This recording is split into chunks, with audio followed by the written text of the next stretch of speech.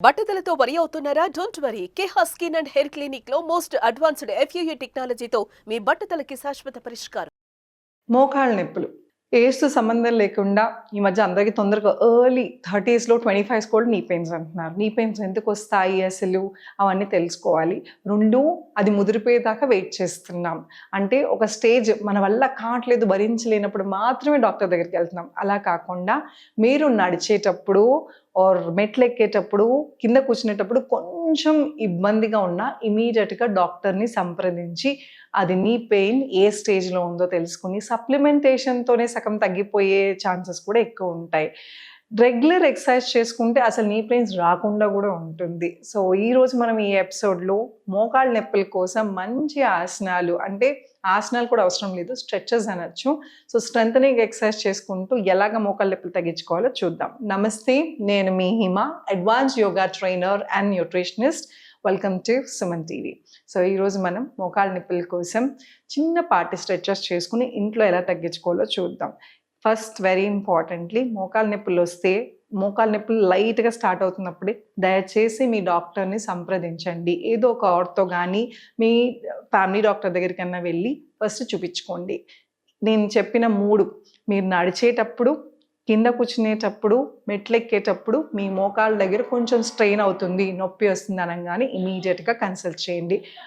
Most of the cases, చాలా మటుకు పేషెంట్స్లో 80% ఆఫ్ పేషెంట్స్లో calcium deficiency, vitamin D deficiency or B12 deficiencies, ఇలా డెఫిషియన్సీస్ మూలాన్ని తొందరగా వచ్చేసినాయి. కొంతమందికి ఆహారం నుంచి సరిపడా మీకు వెళ్ళట్లేదేమో, అప్పుడు సప్లిమెంటేషన్ అవసరం అవుతుంది. సో, అది ఏం వేసుకోవాలో మనకు తెలియదు కాబట్టి రైట్ అమౌంట్, ఎంత మోతాదులో మనకు అది కావాలో డాక్టర్స్ చెప్పటం వలన దాంతోపాటు ఎక్సర్సైజ్ చేసుకుంటే మోకాళ్ళ నొప్పి తగ్గటం, ఫ్యూచర్లో రాకుండా ఉంటుంది. అది నా గ్యారంటీ. సో, ఈరోజు మనం నీ ఎక్సర్సైజెస్ ఎలా చేసుకోవాలో చూద్దాం. నీ పెయిన్స్ ఉన్నవాళ్ళు మ్యాక్సిమం కింద, మరీ సివియర్ నీ పెయిన్ ఉంటే కింద కూర్చోవద్దు, ఇలా కాళ్ళు మడుచుకుని మాత్రం కూర్చోవద్దు. కాళ్ళని ఇప్పుడు స్ట్రెచ్ చేసుకుని కూర్చోండి. అంటే కంప్లీట్ ఫోల్డింగ్ ఏదైతే ఉందో పెయిన్ ట్రిగర్ అవుతుంది, ఎక్కువ అవుతూ ఉంటుంది.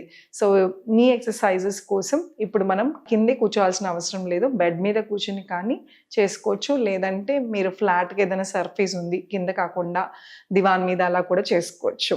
సో, దీనికోసమని మనకు కావాల్సింది ఒక తాడు కానీ ఒక టవల్ కానీ తీసుకుని చేద్దాం. మన దగ్గర ఇప్పుడు ఒక టవల్ ఉందండి. మీరు టవల్ కానీ యోగా రోప్స్ అని దొరుకుతాయి, లేదు స్కిప్పింగ్ రోప్స్, ఏదో ఒక తాడు ఆర్ చున్నీ ఏదన్నా ఉంటే తీసుకోవచ్చు. స్పైన్ అనేది స్ట్రైట్, నడుము అనేది నిటారుగా ఉంచాలి, స్పైనల్ కార్డ్ స్ట్రైట్ ఉంచాలి, మోకాళ్ళు ఏదైతే ఉందో 2 మోకాళ్ళు ఇలా స్ట్రైట్గా ఉంచాలి. ఇప్పుడు మనం చేయబోయే ఫస్ట్ ఎక్సర్సైజ్, మన వేళ్ళని ఇటువైపు లాగుతాం. సో, ఇలా చేయటం మూలన దీన్ని కాఫ్ మజిల్స్ అంటాం. పిక్కల దగ్గర ఉన్న మజిల్స్ని స్ట్రెంథనింగ్ చేయాలి. అలాగే కాళ్ళ కింద ఉన్న థైజ్ వెనక భాగం ఉన్నదాన్ని హ్యామ్స్ట్రింగ్ మసిల్స్ అంటాం. ఈ మేజర్ రోల్ ప్లే చేస్తుంది.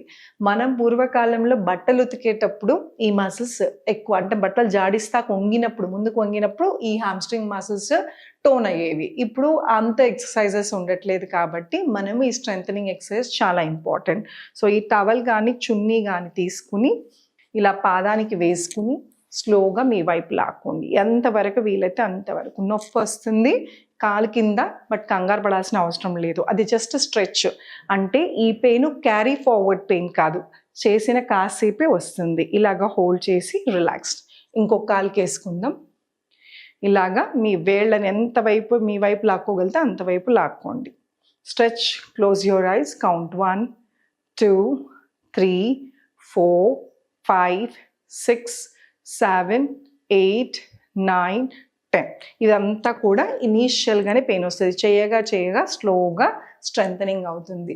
మోకాలు నొప్పి మోకాల దగ్గరే చేయాలి ఎక్సర్సైజ్ అని కాదు, కాళ్ళు మొత్తం స్ట్రెంథనింగ్, మసిల్ స్ట్రెంథనింగ్గా ఉంటే మీకు పెయిన్ అంత ఎక్కువ ఉండదు. అండ్ ఈ డ్యామేజ్ ఒక పార్ట్ అయిందనుకోండి, చుట్టూ ఉన్న భాగాన్ని మనం స్ట్రెంథనింగ్ చేస్తే అది సపోర్టివ్గా హెల్ప్ చేస్తుంది అనమాట. సో, ఈ ఎక్సర్సైజ్ మీరు 10 సార్లు ఎడం వైపు, 10 సార్లు కుడివైపు ఇలాగ చేసుకుని రోజుకి పొద్దున సాయంత్రం కూడా చేసుకోవచ్చు. హోల్డింగ్ అనేది కూడా ఇంపార్టెంట్. సో, మీరు ఇలా లాగేసి వెంటనే వదిలేయకుండా వేళ్ళని ఇలా లాగి ఒక 10 సెకండ్స్ అన్న కౌంట్ చేసుకుని రిలాక్స్ నిదానంగా చేసుకోండి. ఇది ఒక మంచి ఎక్సర్సైజ్. దీంతో పాటు ఇంకొక ఎక్సర్సైజ్ చూపిస్తాను, అది కూడా మోకాళ్ళ నొప్పులకి స్ట్రెంథనింగ్ అవుతుంది. అది ఏంటి అంటే, ఏ కాలైతే మీకు మోకాలు నొప్పి అని కాదు, నొప్పి లేకపోయినా 2 కాళ్ళు ఎంతవరకు వీలైతే అంతవరకు. ఇప్పుడు నేను పాదాన్ని ఇంత దగ్గర తెచ్చాను, మీరు తేలేరు కాబట్టి కొంచెం ముందుకి పెట్టుకుని వేళ్ళని కొంచెం పైకి రిప్ చేసి వేళ్ళని ప్రెస్ చేయండి. 1 2 3 4 5 6 7 8 9 10. అలాగే ఇంకో కాలు దగ్గర, మోకాలు దగ్గర రావాలంటే నొప్పి తగ్గాలి. సో చేయగా మీకు దగ్గరికి వస్తుంది.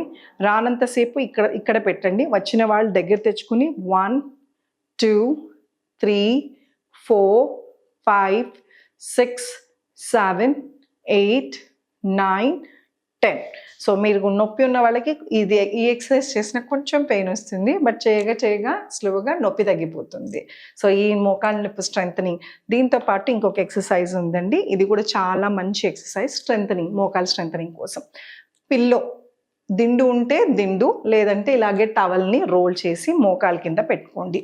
ఒక మోకాలు తర్వాత ఇంకో మోకాలైనా చేయొచ్చు, లేదా 2 మోకాళ్ళు ఒకసారి చేయొచ్చు. ఇలా కింద పెట్టి మోకాళ్ళు టైటన్ గట్టిగా బిగించి, నొప్పి వస్తుంది ఇది కూడా, ఆల్రెడీ నొప్పి ఉన్న వాళ్ళకి కొంచెం పెయిన్ వస్తుంది. Relax, repeat. మళ్ళీ గట్టిగా బిగించండి మోకాల్ని. Relax, repeat, relax. Next leg మోకాలు టైటన్, రిలీజ్, టైటన్,